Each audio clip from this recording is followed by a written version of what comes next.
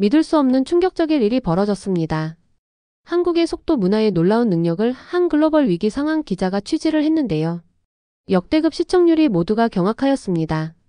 어떠한 상황인지 오늘의 사연 시작해 보겠습니다. 제 이름은 마이클 카터이고 저는 지난 15년 동안 위험을 향해 달려왔어요. 글로벌 뉴스 네트워크의 기자로서 저는 총알이 머리 위로 날아다니는 전쟁터 한가운데 서 있었어요. 지진으로 건물이 흔들리는 것을 느꼈고 홍수로 인해 전체 동네가 물에 잠기는 것을 지켜봤어요. 인생에서 가장 최악의 날을 겪고 있는 사람들을 인터뷰하고 그들의 이야기를 집에 있는 수백만 시청자들과 공유했어요. 그게 제 일이에요. 역사상 가장 어려운 순간들을 목격하고 세상에 무슨 일이 일어났는지 이해할 수 있도록 돕는 거죠. 그래서 그 조용한 화요일 아침 뉴욕 아파트에서 전화가 울렸을 때 저는 또 다른 위기 상황 임무를 예상했어요. 아마도 플로리다의 허리케인이나 유럽의 정치적 시위일 거라고 생각했죠.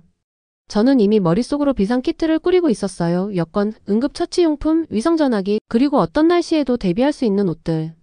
마이클, 저 사라예요. 제가 전화를 받자 상사가 말했어요. 저는 그녀의 목소리 너머로 바쁜 뉴스룸을 들을 수 있었어요. 전화벨 소리, 사람들이 방 건너편으로 헤드라인을 외치는 소리, 키보드를 격렬하게 두드리는 소리. 글로벌 뉴스 네트워크 본부의 또 다른 평범한 하루였죠. 무슨 비상 상황인가요? 제가 물었어요. 이미 침대 밑에서 여행 가방을 꺼내며. 이번엔 어디로 가나요? 전화선 너머로 잠시 침묵이 흐르고 저는 사라가 미소 짓는 소리를 거의 들을 수 있었어요. 그건 이례적이었죠. 사라는 속보에 대해 절대 미소 짓지 않았거든요. 한국이에요. 그녀가 마침내 말했어요. 저는 멈췄어요. 침대 밑으로 손을 뻗다가 그대로 얼어붙었죠. 한국이요? 무슨 일이 있었나요? 북한과의 핵 긴장 상태? 어떤 재난이라도? 재난도 없고 위기도 없어요. 사라가 대답했어요. 이번엔 완전히 다른 거예요. 저는 혼란스러워하며 똑바로 일어섰어요. 위기가 없다고? 그럼 왜 저를 보내는 거죠? 저는 비상상황 담당이에요. 세계 어딘가에서 상황이 끔찍하게 잘못됐을 때 보내는 기자라고요. 이해가 안 돼요. 저는 반쯤 풀어놓은 아파트를 둘러보며 말했어요. 저는 겨우 3일 전에 동남아시아의 대규모 홍수 취재에서 돌아왔거든요. 제 레인코트는 아직도 화장실에서 말리고 있었어요. 위기가 없다면 한국에서는 무슨 일이 있는 거죠? 속도요. 사라가 간단히 말했어요. 속도라고요? 마약 같은 건가요? 이제 저는 정말 혼란스러웠어요. 사라가 웃었어요. 아니요, 마이클. 마약이 아니라 한국인들이 모든 것을 얼마나 빠르게 하는지에 관한 속도예요. 그들의 전체 사회는 믿을 수 없는 속도로 움직여요. 그들은 기록적인 시간 내에 고층 건물을 짓고요. 그들의 인터넷은 세계에서 가장 빠르죠.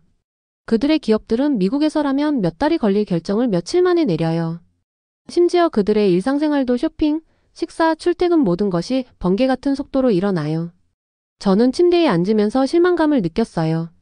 이건 진짜 뉴스거리처럼 들리지 않았어요. 여행 프로그램 세그먼트처럼 들렸죠. 사라, 저는 위기상황 기자예요. 전쟁과 재난을 취재하지 사람들이 얼마나 빨리 걷는지에 대한 문화적 차이를 다루지 않아요. 당신이 생각하는 것보다 더 큰 이야기예요. 마이클, 사라의 목소리가 진지해졌어요. 네트워크는 한국의 속도 문화가 그들을 지구상에서 가장 효율적이고 혁신적인 사회 중 하나로 만들었다는 보고를 받았어요. 그들은 세계에서 가장 가난한 나라 중 하나에서 단 한 세대 만에 가장 부유한 나라 중 하나가 되었어요. 코로나가 닥쳤을 때 그들은 다른 나라들이 몇 주가 걸리는 동안 며칠 만에 검사 키트를 개발했어요. 거기에서 일어나고 있는 무언가를 세계 나머지 지역이 이해할 필요가 있어요. 저는 전화기 너머로 제 실망감이 전해지기를 바라며 크게 한숨을 쉬었어요. 그러니까 불타는 건물도 없고 극적인 구조도 없고 위기 상황이 전혀 없다고요? 마이클, 모든 중요한 이야기가 무너져 내리는 것과 관련된 것은 아니에요. 사라가 인내심 있게 말했어요. 때로는 가장 가치 있는 이야기들이 새롭고 더 나은 방식으로 어떻게 함께 모이는지에 관한 거죠. 네트워크는 한국의 속도 문화가 다른 나라들을 위한 모델이 될 수 있다고 생각해요. 우리는 당신이 그들의 사회를 그렇게 효율적으로 만드는 것이 무엇인지 그리고 미국을 위한 교훈이 있는지 조사하길 원해요. 저는 뉴욕의 스카이라인이 보이는 아파트 창밖을 바라봤어요. 그 건물들은 어제와 똑같아 보였고 그 전날도 또 그 전날도 그랬죠. 미국에서는 그다지 빠르게 변하는 것이 없었어요. 아마도 이 이야기에는 뭔가가 있을지도 모르겠네요. 언제 출발하나요? 저는 아직 완전히 확신하지 못했지만 사라를 믿기로 하며 물었어요. 그녀는 이야기에 대한 좋은 직감을 가지고 있었거든요. 내일 아침이요. 당신의 비행기는 이미 예약되어 있어요. 대한항공 JFK에서 인천국제공항까지 직항이요. 14시간이에요. 짐은 가볍게 싸세요. 한국인들은 수화물을 기다리는데 시간을 낭비하지 않거든요. 저는 웃었어요. 그건 그들의 문화에 대한 사실인가요? 아니면 그냥 좋은 여행 조언인가요? 둘 다예요. 사라가 말했어요. 당신의 호텔은 서울에 예약되어 있어요. 네트워크는 기술 스타트업 CEO, 한국 사회를 연구하는 대학 교수, 그리고 몇몇 일반 시민들과의 인터뷰를 마련했어요. 카메라 촬영팀이 호텔에서 당신을 만날 거예요. 좋아요. 저는 이미 무엇을 싸야 할지 생각하며 말했어요. 하지만 흥미로운 일이 아무것도 일어나지 않으면 다음에는 진짜 임무를 요청할 거예요. 실제 위험이 있는 그런 거요. 바라는 것에 조심하세요. 사라가 경고했어요. 때로는 가장 위험한 것이 당신의 전체적인 세계관이 도전받는 거예요. 이 임무는 당신이 모든 것을 바라보는 방식을 바꿀지도 모르겠네요. 마이클. 의심스럽네요. 저는 중얼거렸어요. 그저 사람들이 빠르게 움직이는 것에 관한 이야기일 뿐이잖아요. 두고 봐요. 사라는 전화를 끊기 전에 말했어요. 통화가 끝난 후 저는 이상하게 불안한 느낌을 받으며 제 아파트를 둘러봤어요. 15년 동안 저는 두려움 없는 기자로서 제 경력을 쌓아왔어요. 가장 위험한 장소에 가서 가장 어려운 이야기를 전하는 사람이요. 효율성과 혁신에 관한 임무로 제가 무엇을 해야 하죠? 그건 부드러워 보였어요. 진짜 저널리즘이 아닌 것 같았죠. 그날 밤 제 여행 가방을 싸면서 저는 임무 전에 거의 경험하지 못했던 것을 느꼈어요. 지루함이요. 저는 흥분되지 않았어요. 긴장도 되지 않았어요. 그저 기계적으로 움직이고 있었죠. 한국의 속도 문화, 저는 빈 아파트에 대고 소리내어 말했어요. 그 말이 어떻게 들리는지 시험해보면서. 정말 얼마나 빠를 수 있을까? 여행 가방을 닫으면서 저는 불과 며칠 안에 제가 그 답을 알게 될 것이라는 사실을 전혀 몰랐어요. 그리고 그것이 제가 세상을 바라보는 방식을 완전히 바꿀 거라는 것도요.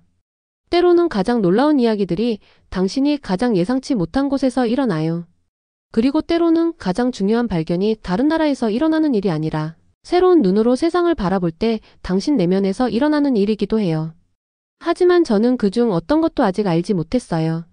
이른 아침 비행기를 위해 알람을 맞추면서 저는 여전히 그저 마이클 카터 위기 상황 기자였고 흥미로운 일이 아무것도 일어나지 않는 나라로 지루해 보이는 임무를 맡게 되어 짜증이 났어요. 저는 제가 무엇을 기다리고 있는지 전혀 알지 못했어요. 서울까지의 14시간 비행은 제가 예상했던 그대로였어요. 길고 지루하고 불편했죠. 네트워크에서 저를 위해 예약해준 괜찮은 좌석에 앉아 있었음에도 말이에요. 저는 자려고 노력했지만 대부분의 시간 동안 옛날 영화를 보면서 왜 제가 이 임무에 파견되었는지 궁금해했어요.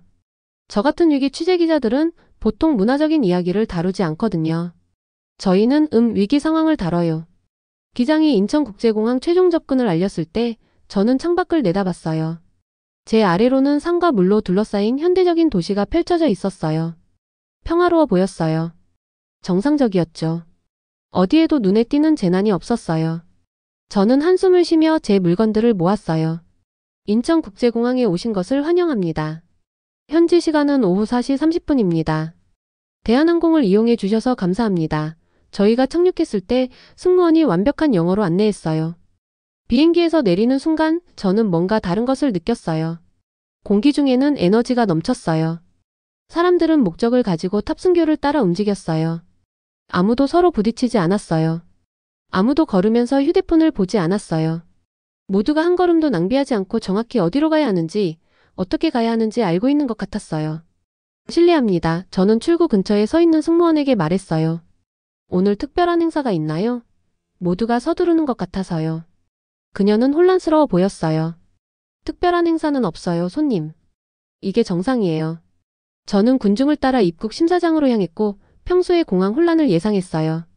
뉴욕 JFK에서는 여행의 이 부분이 지친 입국 심사관들이 각 승객을 천천히 처리하는 동안 길고 혼란스러운 줄에 서 있는 것을 의미했어요. 세계 각지의 공항에서도 똑같은 것을 봤어요. 런던, 카이로, 도쿄 모두 기본적으로 같았죠. 공항은 인간의 인내심이 사라지는 곳이에요. 그러나 인천은 달랐어요. 디지털 안내판이 여러 언어로 입국 심사장을 안내했어요.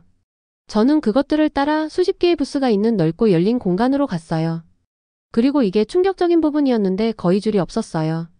각 부스에는 승객들을 분 단위가 아닌 초 단위로 처리하는 듯한 직원이 있었어요. 이 부스들 옆에는 특별 입국 허가를 가진 사람들을 위한 자동 키오스크가 있었고요. 이쪽으로 오세요. 손님, 제복을 입은 젊은 여성이 저를 열린 부스로 안내했어요.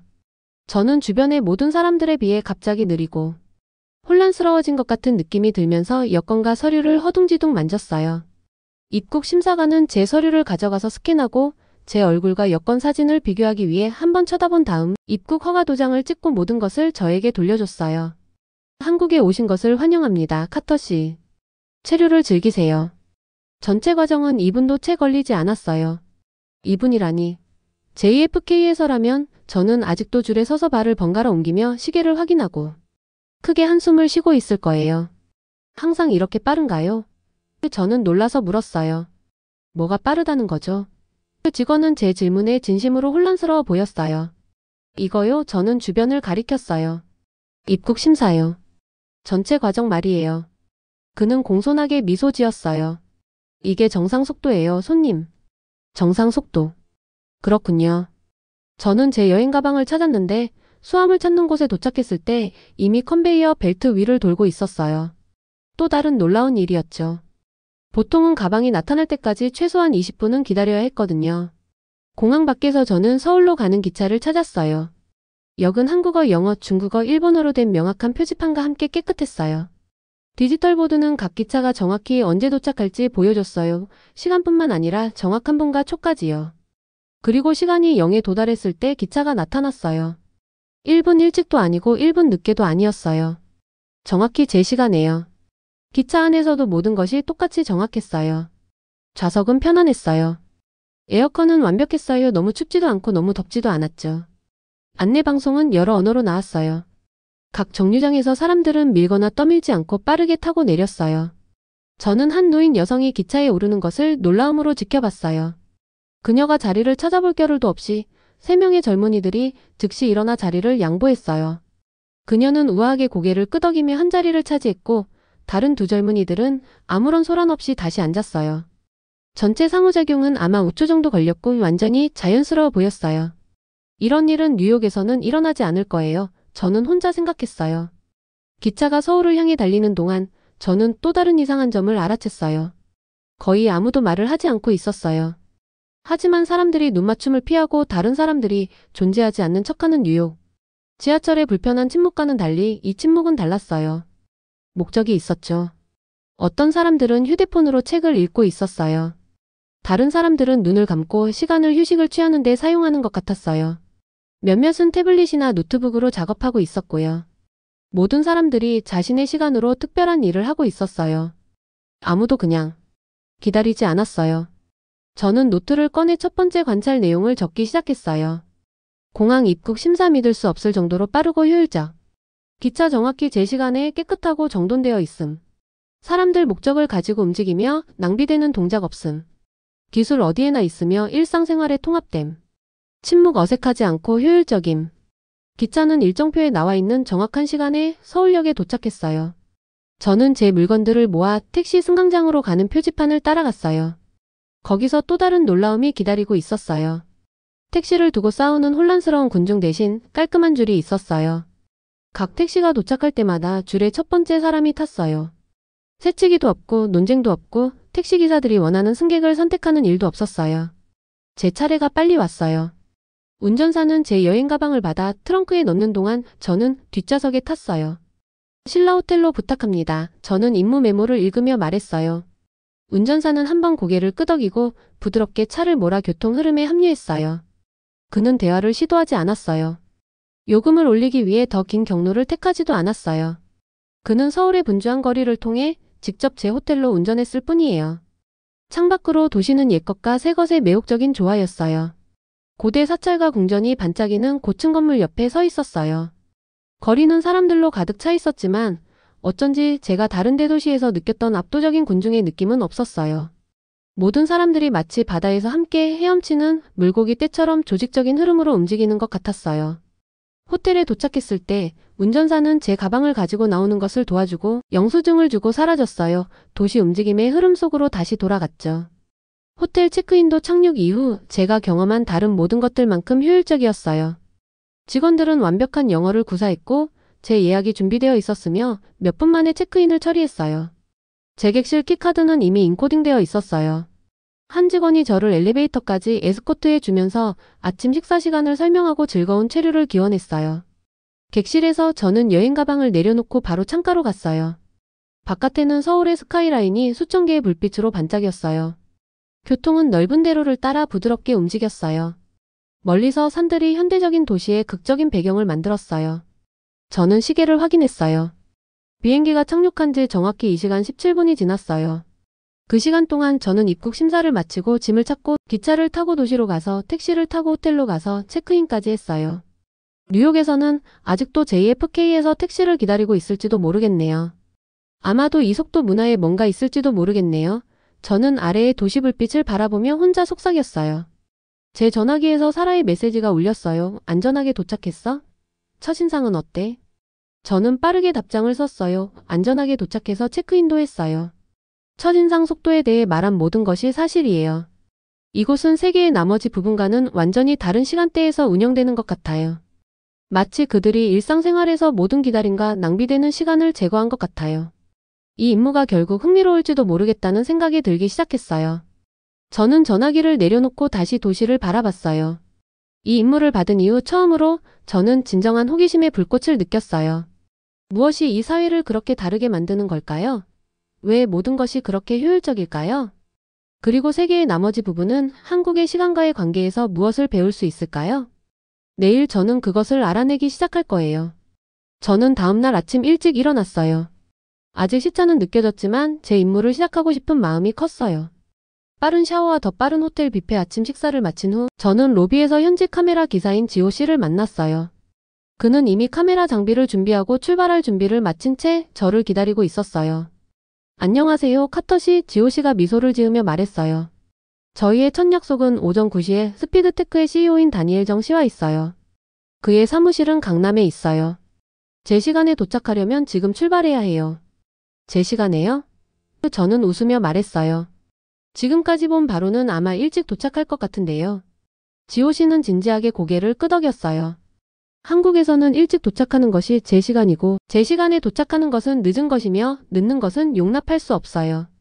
저희는 지하철을 타고 강남으로 갔어요.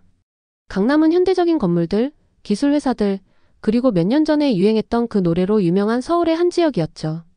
지하철은 아침 출근길 사람들로 가득 차 있었지만 뉴욕 지하철의 압도적이고 혼란스러운 군중과는 달리 모든 사람들이 질서 있게 서 있거나 앉아 있었어요. 사람들은 다른 사람들이 먼저 내린 후에 탑승할 수 있도록 비켜섰어요. 아무도 밀치거나 떠밀지 않았어요. 마치 모든 사람이 자신의 역할을 알고 있는 완벽하게 짜인 춤을 보는 것 같았어요. 스피드테크 건물은 아침 햇살을 반사하는 높은 유리 타워였어요. 세련된 로비 안에서 보안 직원이 저희의 신분증을 확인하고 1분도 안 되는 시간에 방문자 배지를 주었어요. 엘리베이터는 저희를 15층으로 데려갔고 문이 열리자 제가 전에 본 적 없는 사무실 공간이 나타났어요. 저를 놀라게 한 것은 멋진 가구나 도시 전망이 보이는 벽면 창문이 아니었어요. 그것은 에너지였어요. 모든 사람들이 목적을 가지고 움직이고 있었어요. 일부 사람들은 컴퓨터에서 맹렬하게 타이핑하고 있었어요. 다른 사람들은 작은 유리벽 회의실에서 빠른 대화를 나누고 있었고요. 한 그룹은 다채로운 다이어그램과 메모로 가득한 화이트보드 주위에 모여 있었어요.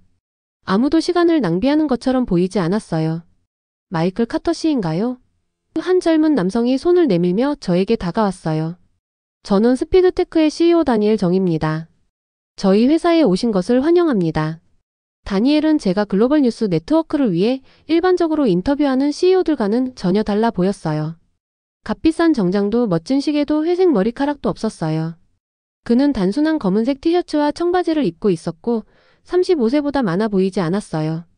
그에게는 저를 즉시 호기심나게 하는 에너지가 있었어요. 초대해 주셔서 감사합니다. 저는 그의 손을 잡으며 말했어요. 저는 한국의 속도 문화에 대해 배우러 왔는데 당신의 회사가 시작하기에 완벽한 장소인 것 같네요. 다니엘은 미소를 지었어요. 저를 따라오세요. 이야기하면서 회사를 둘러 보여드릴게요. 사무실을 걸으면서 저는 많은 책상들이 위아래로 높이를 조절할 수 있어 사람들이 서거나 앉아서 일할 수 있게 되어 있음을 알아챘어요. 벽에 있는 큰 디지털 화면들은 프로젝트 일정, 목표, 그리고 회사 성과에 대한 실시간 데이터를 보여주고 있었어요. 모든 것이 최대 효율성을 위해 설계된 것처럼 보였어요. 미국이나 유럽에서는 우리가 걸으면서 다니엘이 설명했어요. 회의가 1시간 이상 지속될 수 있고 사람들은 천천히 아이디어를 논의하고 주제에서 벗어나고 휴대폰을 확인하고 아마도 끝까지 가서야 결정에 도달할지도 모르죠. 여기서는 대부분의 회의를 15분으로 제한해요. 15분이요? 저는 충격을 받았어요. 그렇게 짧은 시간 안에 어떻게 의미 있는 일을 성취할 수 있나요? 준비죠. 다니엘은 간단히 말했어요. 모든 사람이 자신의 생각을 정리해서 준비하고 와요. 아무도 회의 중에 무슨 말을 할지 고민하는데 시간을 낭비하지 않아요. 우리는 그룹 의견이 필요한 결정에만 집중해요. 나머지 모든 것은 회의 외부에서 일어나죠. 저희는 8명의 사람들이 테이블 주위에 모여있는 유리벽 회의실 앞에서 멈췄어요. 벽에 있는 디지털 타이머는 523을 보여주고 있었고 카운트다운 중이었어요. 이 회의는 9시 15분에 시작해서 정확히 9시 30분에 끝날 거예요. 다니엘이 설명했어요. 스피드테크에서는 간단한 규칙을 따라요. 만약 당신이 자신의 아이디어를 15분 안에 명확하게 설명할 수 없다면 당신은 그것에 대해 충분히 명확하게 생각하지 않은 거예요. 저는 유리를 통해 한 여성이 화면에 그래프를 발표하는 동안 다른 사람들이 빠르고 집중된 질문을 하는 것을 지켜봤어요. 잡담도 옆 대화도 테이블 아래에서 휴대폰을 확인하는 것도 없었어요. 모든 사람이 토론에 완전히 몰입하고 있었어요. 시간이 더 필요하면 어떻게 되나요? 제가 물었어요. 그럴 일이 없어요. 다니엘이 자신 있게 말했어요. 주제에 더 많은 논의가 필요하다면 필요한 사람들만 모아 후속 회의를 예약해요. 저희는 절대 회의를 예정된 시간 이상으로 연장하지 않아요. 저희는 계속해서 사무실을 걸어 다녔고 몇몇 사람들이 컴퓨터에서 열심히 일하고 있는 구역에 도착했어요. 한 여성은 특히 집중하고 있는 것처럼 보였고 그녀의 손가락은 믿을 수 없는 속도로 키보드 위를 날아다니고 있었어요. 이분은 한나 이, 저희의 선임 개발자 중 한 명이에요. 다니엘이 저희를 소개했어요. 한나는 화면에서 잠시 올려다보고 짧게 미소를 지었어요. 15분만 더요. 그녀는 12시 34분을 가리키며 카운트다운 중인 그녀의 책상 위 타이머를 힐끗 보며 말했어요. 10시까지는 집중 모드에 있어요. 나중에 올게요. 다니엘이 말했고 저희는 다른 구역으로 이동했어요. 집중 모드가 뭔가요? 제가 물었어요. 여기서 사용하는 기술이에요. 다니엘이 설명했어요. 누군가 집중 모드에 있을 때 그들은 모든 알림을 끄고 이메일을 닫고 정해진 시간 동안 보통 최대 2시간 한 가지 작업에 집중해요. 이 시간 동안에는 비상 상황이 아니면 아무도 그들을 방해하지 않아요. 모든 방해 요소를 제거했을 때 얼마나 많은 일을 해낼 수 있는지 놀라울 정도예요. 저희는 직원들이 커피와 간식을 먹을 수 있는 작은 카페 구역에서 멈췄어요. 다니엘은 몇 초 만에 완벽한 에스프레소를 준비해주는 하이테크 기계를 사용해 저희 둘 다를 위한 커피를 만들었어요. 매주 월요일 우리는 새로운 아이디어를 생각해내요. 그가 계속했어요. 수요일까지는 기본 프로토타입을 만들고 있어요. 금요일까지는 실제 고객들과 함께 테스트하고 있고요.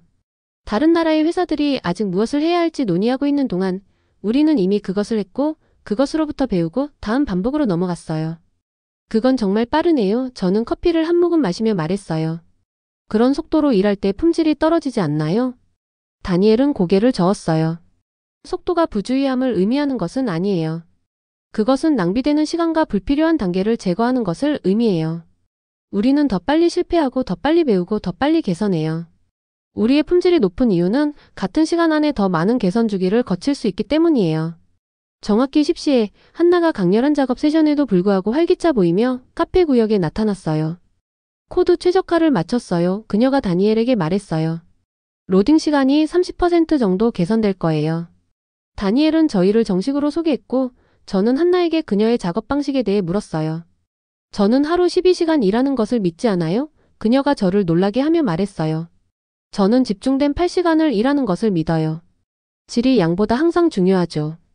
하지만 한국 직장인들이 밤늦게까지 사무실에 머무르는 것으로 유명하다고 들었는데요. 저는 한국 직장 문화에 대해 읽었던 기사들을 떠올리며 말했어요. 한나는 고개를 끄덕였어요. 이전 세대들이 그랬어요. 제 부모님 세대는 순전한 노력과 긴 시간으로 이 나라를 건설했어요. 하지만 제 세대는 달라요. 우리는 더 열심히가 아니라 더 현명하게 일해요.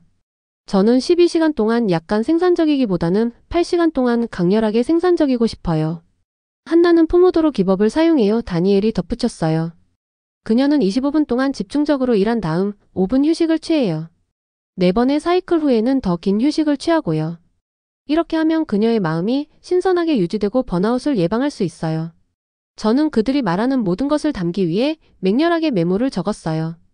이것은 단지 사람들이 빠르게 움직이는 것에 관한 것이 아니었어요. 그것은 작업과 시간 관리에 대한 완전히 다른 접근 방식이었어요. 전형적인 작업 세션을 거치는 과정을 녹화해도 될까요? 제가 한나에게 물었어요. 제 시청자들이 이 집중된 작업이 실제로 어떻게 생겼는지 보았으면 해요. 한나는 동의했고 저희는 다음 1시간 동안 그녀의 작업 과정을 촬영했어요. 그것을 지켜보는 것은 매혹적이었어요. 그녀가 집중 모드에 들어갔을 때 그녀의 전체 태도가 바뀌었어요.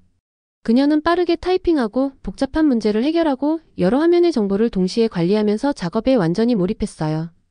25분 후 타이머가 울렸을 때 그녀는 즉시 일어나서 몸을 펴고 다음 집중 세션을 위해 돌아오기 전에 사무실 주변을 짧게 걸었어요. 스피드테크에서 촬영을 마칠 때쯤 한국의 속도 문화에 대한 제 이해는 완전히 바뀌었어요. 이것은 부주의하게 작업을 서두르는 것에 관한 것이 아니었어요.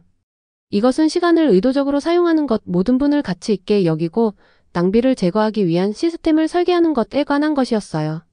지호 씨와 제가 건물을 나가면서 저는 이 임무에 대한 새로운 흥분을 느꼈어요. 여기에서 일어나고 있는 무언가가 있었고 그것은 세계의 나머지 부분이 이해할 필요가 있었어요. 이것은 단지 문화적인 특이점이 아니었어요. 그것은 시간, 그리고 효율성에 대해 생각하는 다른 방식이었어요. 그리고 저는 이제 막 그것을 이해하기 시작했어요. 다음날 아침 저는 제 임무에 대해 다른 느낌으로 일어났어요. 사람들이 빠르게 움직이는 것에 관한 지루한 이야기로 시작했던 것이 훨씬 더 흥미로운 것으로 바뀌었어요. 이것은 단지 속도에 관한 것이 아니었어요. 이것은 시간과 효율성에 대해 생각하는 완전히 다른 방식이었어요. 오늘 저는 서울대학교에 있는 이민준 교수를 방문할 예정이었어요. 이 교수는 한국 사회와 역사에 관한 유명한 전문가였어요. 제 조사에 따르면 그는 한국이 세계에서 가장 가난한 나라 중 하나에서 단 한 세대 만에 가장 부유한 나라 중 하나로 어떻게 변모했는지에 대한 여러 책을 썼다고 해요. 지호 씨는 또다시 정확히 제 시간에 호텔 로비에서 저를 만났어요. 대학교로 가는 택시 안에서 저는 제가 시간에 대해 더 의식하게 되고 있음을 알아챘어요. 시계를 더 자주 확인했고 택시가 빨간 신호등에 걸렸을 때 조바심을 느꼈어요. 한국의 속도 문화가 겨우 이틀 만에 저를 변화시키기 시작한 걸까요? 서울대학교는 아름다웠어요. 캠퍼스에는 나무와 산책로로 둘러싸인 현대적인 건물들이 있었어요. 학생들은 많은 사람들이 대학의 파란색 옷을 입고 수업 사이를 서둘러 이동하고 있었어요. 지호 씨는 저를 사회과학 건물로 안내했고 거기에는 이 교수의 사무실이 3층에 위치해 있었어요. 교수의 사무실은 제가 교수 사무실이 어떠해야 한다고 상상했던 것과 정확히 같았어요. 책이 어디에나 있었고 책장에 쌓여 있고 그의 책상 위에 쌓여 있고 심지어 바닥에도 있었어요. 하지만 제가 미국에서 봤던 지저분한 교수 사무실과는 달리 이 혼돈 속에도 시스템이 있는 것 같았어요. 각 더미는 깔끔하게 정리되어 있었고 책장의 다른 구역들은 라벨로 표시되어 있었어요. 이 교수님 자신은 놀라웠어요. 저는 흰 머리카락과 안경을 쓴 노인을 예상했었어요. 대신 이 교수님은 50대 초반으로 캐주얼한 옷 청바지와 단추가 달린 셔츠를 입고 계셨고 저를 즉시 환영받는 기분이 들게 하는 친근한 미소를 지니고 있었어요. 카터 씨 환영합니다. 그가 제 손을 확실히 잡으며 말했어요. 한국의 속도 문화에 대한 이야기를 하고 계신 것으로 알고 있습니다. 네, 저는 지호 씨가 카메라를 설치하는 동안 그가 권한 의자에 앉으며 대답했어요. 저는 이미 인천공항과 스피드테크라는 스타트업 회사에서 몇 가지 놀라운 예를 봤어요. 하지만 저는 한국이 왜 이런 문화를 발전시켰는지 이해하고 싶어요. 무엇이 한국인들을 그렇게 빠르고 효율적으로 움직이게 하나요? 이 교수님은 생각에 잠겨 고개를 끄덕였어요. 그는 몇 개의 액자에 담긴 사진이 걸려있는 그의 벽으로 걸어갔어요. 그는 완전히 파괴된 도시를 보여주는 사진을 가리켰어요. 건물들은 잔해로 변해 있었고 거리는 파편으로 가득 차 있었어요. 이것은 한국전쟁 이후인 1953년의 서울입니다. 그가 조용히 말했어요. 도시는 거의 완전히 파괴되었어요. 건물의 80% 이상이 손상되거나 파괴되었죠. 전국이 폐허였습니다. 저는 충격 속에서 그 사진을 응시했어요. 이미지 속에 파괴된 도시는 제가 지난 이틀 동안 본 현대적이고 분주한 서울과 전혀 닮지 않았어요. 이제 이것을 보세요. 이 교수님이 다른 사진을 가리키며 말했어요. 이것은 올림픽 경기 중인 1988년의 서울입니다. 단 35년 후죠. 두 번째 사진은 높은 건물들, 넓은 거리들, 그리고 어디에나 있는 올림픽 깃발들이 있는 현대적인 도시를 보여줬어요. 그것은 여전히 오늘날의 서울만큼 발전하지는 않았지만 첫 번째 사진에서의 변화는 믿을 수 없었어요. 단 35년 만에 한국은 완전한 파괴에서 올림픽 게임을 개최하는 곳으로 스스로를 재건했습니다. 이 교수님이 설명했어요. 어떻게 그것이 가능했다고 생각하세요? 저는 그의 질문에 대해 생각해 봤어요. 열심히 일했기 때문인가요? 엄청나게 열심히 일했죠. 이 교수님이 고개를 끄덕였어요. 하지만 또한 놀라운 속도와 효율성도 있었습니다. 당신의 나라가 파괴되고 당신의 사람들이 굶주리고 있을 때 당신은 시간을 낭비할 여유가 없어요. 모든 분이 중요합니다. 그는 자신의 책상으로 돌아와 앉았어요. 한국 전쟁은 1953년에 끝났습니다. 그 당시 한국은 세계에서 가장 가난한 나라 중 하나였어요. 우리의 1인당 GDP는 단지 67달러였습니다. 아프리카의 가장 가난한 나라들과 비슷한 수준이었죠. 우리는 천연 자원이 없었어요. 우리의 땅은 전쟁으로 황폐해졌죠. 우리에게 있던 것은 우리의 결단력과 빠르고 효율적으로 일할 수 있는 능력뿐이었습니다. 저는 그가 설명하는 한국을 상상해 보려고 했어요.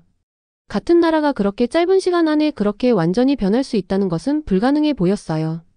한국의 이전 세대들 제 부모님과 같은 사람들에게 빠르게 일하는 것은 단지 습관이 아니었어요. 그것은 생존의 문제였습니다. 이 교수님이 계속했어요. 1960년대와 1970년대 동안 한국인들은 일주일에 6일, 종종 하루에 12시간 이상 일했어요. 공장 노동자들, 건설 노동자들, 사무직 근로자들 모든 사람들이 가능한 한 빨리 나라를 재건하는 데 집중했습니다. 그것이 긴 근무 시간을 설명해 주네요. 저는 말했어요. 하지만 제가 본 효율성은 어떻게 된 거죠? 공항에 완벽하게 조직된 시스템들, 스피드테크에 집중된 작업 방법들. 이 교수님은 미소를 지었어요. 그것들은 나중에 왔어요. 한국이 발전함에 따라 우리는 단지 열심히 일하는 것만으로는 충분하지 않다는 것을 깨달았어요. 우리는 영리하게 일할 필요도 있었죠. 그래서 우리는 모든 것을 하는 가장 효율적인 방법을 찾는 데 집착하게 되었습니다. 그는 자신의 책상에 있는 책을 가져와서 그래프가 있는 페이지를 펼쳤어요. 이것을 보세요. 1960년에는 평균적인 한국 공장 노동자가 기본 라디오를 조립하는데 약 60분이 걸렸어요. 1970년까지 같은 작업은 30분이 걸렸죠. 1980년까지 15분이 걸렸어요. 사람들이 2배로 열심히 일했기 때문이 아니라 전체 과정이 낭비되는 시간과 동작을 제거하도록 재설계되었기 때문입니다. 저는 조립 시간이 급격하게 감소한 그래프를 보고 놀랐어요. 그래서 효율성이 문화의 일부가 된 거군요. 정확해요. 이 교수님이 고개를 끄덕였어요. 그것은 국가적 자부심의 한 부분이 되었어요. 한국 기업들은 세계에서 가장 빠르고 가장 효율적인 기업이 되기 위해 경쟁했어요.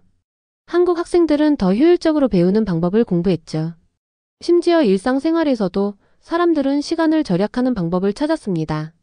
그는 한국의 코로나19 팬데믹 대응을 포함한 더 최근의 예들을 저에게 보여줬어요. 바이러스가 처음 나타났을 때 한국 과학자들은 며칠 안에 검사 키트를 개발했어요. 우리는 다른 나라들이 아직 무엇을 해야 할지 논쟁하고 있을 때 드라이브스루 검사 센터를 만들었죠. 우리의 접촉 추적 시스템은 일주일 안에 운영되었습니다. 저는 같은 기간 동안 미국에서의 혼란과 느린 대응을 기억했어요. 비슷한 시스템이 마련되는데 몇 주 때로는 몇 달이 걸렸어요. 하지만 이 모든 속도의 단점은 없나요? 저는 물었어요. 사람들이 스트레스를 받지 않나요? 모든 것이 너무 빨리 움직일 때 품질이 떨어지지 않나요? 이 교수님의 표정은 더 진지해졌어요. 물론 단점이 있어요. 모든 것에는 대가가 있습니다. 한국의 이전 세대들은 나라를 재건하기 위해 일과 삶의 균형, 가족 시간, 때로는 그들의 건강을 희생했어요. 스트레스, 번아웃, 심지어 자살이 심각한 문제가 되었죠. 그는 일어서서 창문으로 걸어가 아래에서 캠퍼스를 가로지르는 학생들을 내다봤어요. 하지만 젊은 세대는 더 나은 균형을 찾고 있어요. 그들은 스트레스를 줄이면서 효율성을 유지하고 있어요. 그들은 단지 열심히 일하는 대신 영리하게 일하고 있어요. 그것이 당신이 어제 스피드테크에서 본 것입니다. 저는 한나 이와 그녀의 집중된 작업 세션들, 단지 긴 시간 일하기보다는 영리하게 일하는 것에 대한 그녀의 믿음에 대해 생각했어요. 그러니까 한국의 속도 문화는 진화하고 있는 건가요? 저는 물었어요. 항상 진화하고 있죠. 이 교수님이 대답했어요. 하지만 핵심은 여전히 남아있어요. 한국인들은 시간과 효율성을 중요시합니다. 우리는 낭비된 시간을, 글쎄요, 낭비적이라고 봐요. 30분 안에 할 수 있는 일을 왜 1시간에 할까요?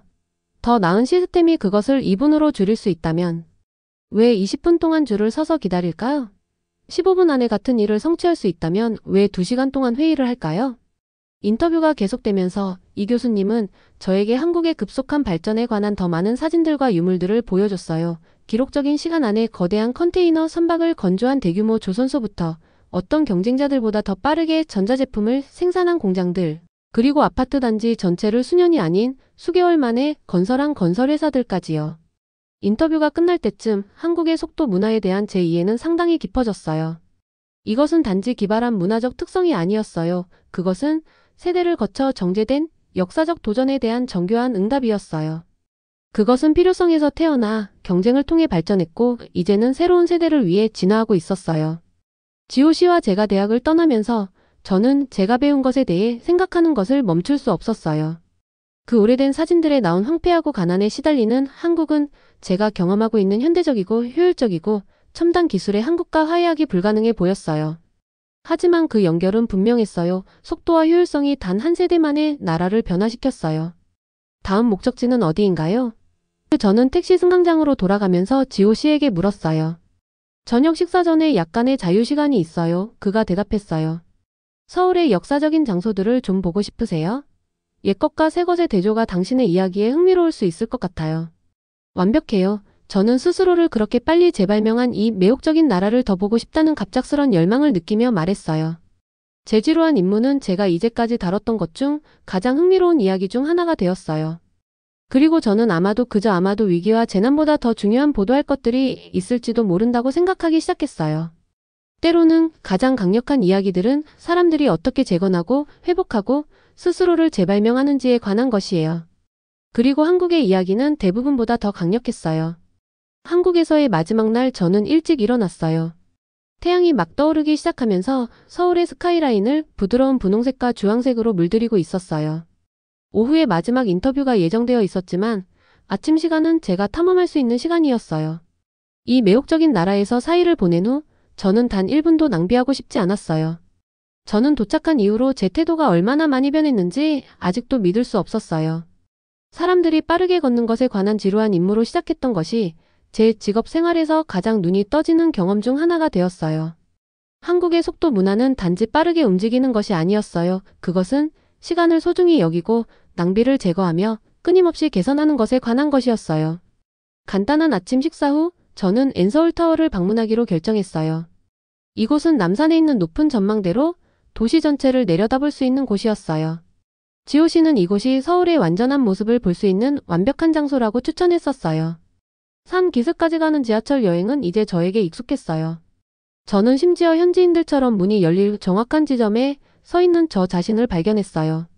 제가 이미 한국의 효율성을 일부 흡수한 걸까요? 그 생각은 저를 미소 짓게 했어요. 산 기슭에서부터 케이블카가 방문객들을 타워까지 데려갔어요. 제가 도시 위로 올라가면서 저는 서울이 모든 방향으로 뻗어 있는 것을 볼 수 있었어요. 고층 건물들, 아파트 건물들, 고대 궁전들, 그리고 녹색 공원들의 거대한 대도시가 도로에 리본들과 구불구불한 한강으로 연결되어 있었어요. 타워 꼭대기에서 저는 전망대로 걸어가 도시를 내려다봤어요. 그 전망은 숨이 멎을 정도로 아름다웠어요. 모든 방향에서 서울은 에너지와 목적으로 맥동하고 있었어요. 이 높이에서 저는 움직임의 패턴을 볼 수 있었어요. 교통의 흐름, 건물들의 군집, 도시가 숨을 쉴 수 있게 해주는 녹색 공간들이요. 시간의 가치를 이해하는 사람들에 의해 설계된 도시. 단 1분도 낭비할 여유가 없는 사람들에 의해 건설된 사회. 속도를 예술 형태로 바꾼 문화. 한국이 구름 아래로 사라지면서 저는 제가 떠났을 때와는 다른 기자로 뉴욕으로 돌아가고 있다는 것을 알았어요. 저는 여전히 위기와 재난을 다룰 것이에요. 그것이 결국 제 일이니까요. 하지만 이제 저는 회복의 이야기, 재건의 순간, 도전 앞에서의 인간 창의성의 예들도 찾을 것이에요. 때로는 가장 강력한 혁명이 극적이거나 폭력적이지 않아요. 때로는 그것들은 공항 입국 심사줄의 조용한 효율성, 코딩 세션에 집중된 강도, 또는 지하철 열차의 정확한 도착에서 일어나요. 때로는 미래가 큰 소리와 함께 오는 것이 아니라 놀라운 조직화된 속도로 오는 거예요. 오늘의 영상은 여기까지입니다. 오늘의 사연 재미있게 보셨다면 구독과 좋아요 꼭 부탁드릴게요.